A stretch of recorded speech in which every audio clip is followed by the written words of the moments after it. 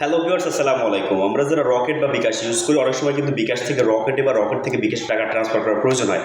তো আজকে আমি আপনাদের দেখানোর চেষ্টা করবো কিভাবে খুব সহজে আপনি আপনার রকেট অ্যাকাউন্ট থেকে আপনি আপনার বিকাশ অ্যাকাউন্টে টাকা ট্রান্সফার করবেন। তো আর দেরি না করে চলুন ভিডিওটা শুরু করা যাক।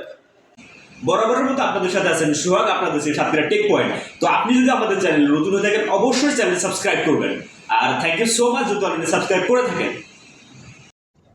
তো রকেট থেকে বিকাশে টাকা পাঠানোর জন্য প্রথমে আমাদের রকেটে প্রবেশ করতে হবে। রকেট যে অ্যাপসটা আছে, তো আমি আমার রকেট অ্যাপসে প্রবেশ করব।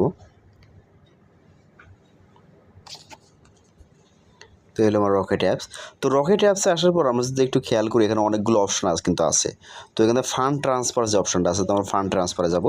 ফান্ড ট্রান্সফার আসার পরে যে এমএফএস যে অপশনটা আছে ব্যাংকের নিচে যে এমএফএস যে অপশনটা আছে, তো এমএফএসে প্রবেশ করব। এমএফএস আসলে প্রথমত দেখুন আমাদের এমএফএস সিলেক্ট এমএফএস, মানে আমরা কোন এমএফএসে সিলেক্ট করব, কোন অ্যাকাউন্টে সিলেক্ট করব।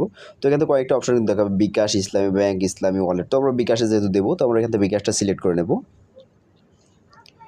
তো বিকাশ সিলেক্ট করার পরে এখানে আমাদের ফোন নাম্বারটা দিতে হবে, যে নাম্বারে আমরা মূলত আমাদের বিকাশে টাকাটা পাঠাবো। তো আমরা বিকাশ নাম্বারটা এখান থেকে দিয়ে নেব।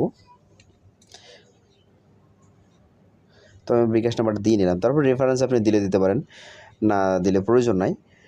তো এরপর আমরা এই অ্যামাউন্টটা দেবো। আমি সাপোজ দেখানোর জন্য 100 টাকা ট্রান্সফার করে দেখাবো। তো আমি 100 টাকা দিলাম।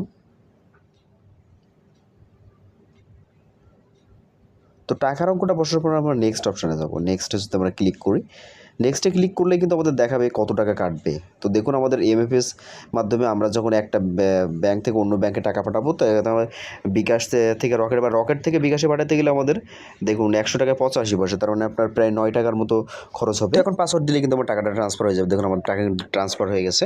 তো একটু ভেবেচিন্তে কাজ করবেন। আপনি যখন আবারও আপনার টাকাটা ক্যাশ আউট করবেন, তখন কিন্তু আবার একটা খরচ আছে।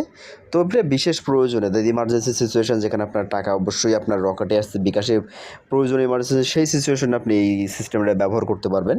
তো ভিডিওটা ভালো লাগলে অবশ্যই লাইক, কমেন্ট, শেয়ার করবেন। আর আপনি যদি আমাদের চ্যানেল নতুন হয়ে থাকেন, অবশ্যই চ্যানেল সাবস্ক্রাইব করতে ভুল করবেন না। ধন্যবাদ সবাইকে।